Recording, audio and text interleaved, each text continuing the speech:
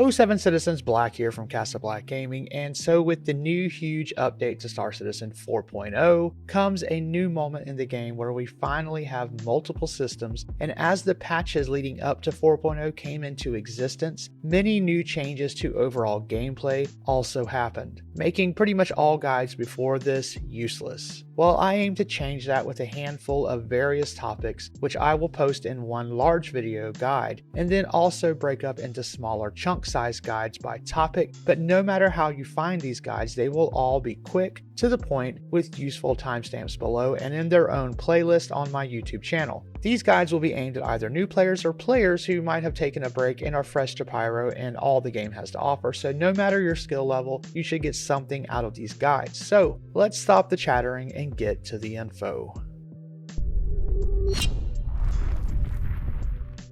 So the Star Citizen launcher is all pretty much standard fare for gaming. There are options for selecting your game environment, which is the version. So if you have access to any of the testing versions besides the live, you can use the drop down to select those. If you have any ongoing downloads, you can click that at the top to see the progress of those. Now at any time you can see the server status. So if there are issues or diminished server stability, you can also see that here as well. There's also various links in this section for Star Citizen news, the patch notes, etc. The link to report bugs is also there, which could be quite handy. So overall, most of the tools that you're going to need in order to play or do other things in Star Citizen can all be found right here. Now for those that are interested in more control or easier control, especially dealing with having multiple copies of the game on your hard drive, if you're doing the 4.0 or better handling of your profile settings, etc., I would recommend downloading the SC Launch Configurator, which I've linked down below in the description. Now this can be helpful because there are many settings and key binding in Star Citizen, and it's nice to be able to quickly save and share those between the various installs of the game. Not to mention, in case your settings get wiped for some reason from your game install folder, there are options here to back up or share as well. Now for the main menu, once you go in, it's pretty straightforward as far as games go again. You have two main options for now when it comes to logging in. You've got the Persistent Universe, which is the multiplayer MMO version of Star Citizen, which is most likely why you're here, or if you want to go in and do more practice type of gameplay, which can also include multiplayer or single player with game modes like fighter piloting, FPS combat, or trying out various ground vehicles such as a tank gameplay mode, or even some of the holiday events that come up during the year. All of those features can be done in the Arena Commander mode, which also acts as a test bed for new features for ships, such as the many changes that's coming with engineering and flight combat overall. This is the first place those hit. It's definitely a good place to get your skills on par with easier setups than trying to learn the ropes in the actual multiplayer verse, which can take longer to get set up. Then you got to fly out to where you want to go, land, etc. So those are your two options on the main menu and what they do.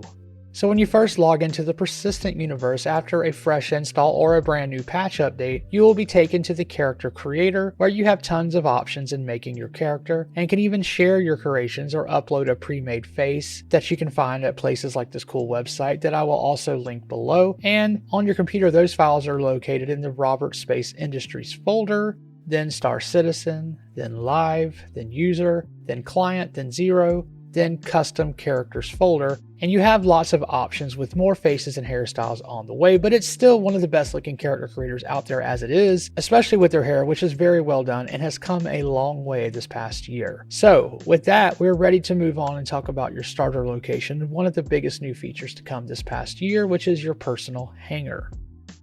Okay, so that's it for this 4.0 little guide, but as mentioned, this is a small guide on a single topic, but there will be a larger guide with all topics in one, so do look for more guides on 4.0, which are all in their own playlist, as I will have quite a few of them. Or you can look for that larger overall guide if that's your thing. Now, if you found anything helpful here, then please consider liking and subscribing, as that really helps my channel grow. I also have a Discord where all are welcome, and we have many nice helpful players who cover a wide range of time zones who can answer questions directly or even help to offer assistance in game, so come on over. Anyway, I've been Black, and let's keep it positive out there as we make our way through the verse.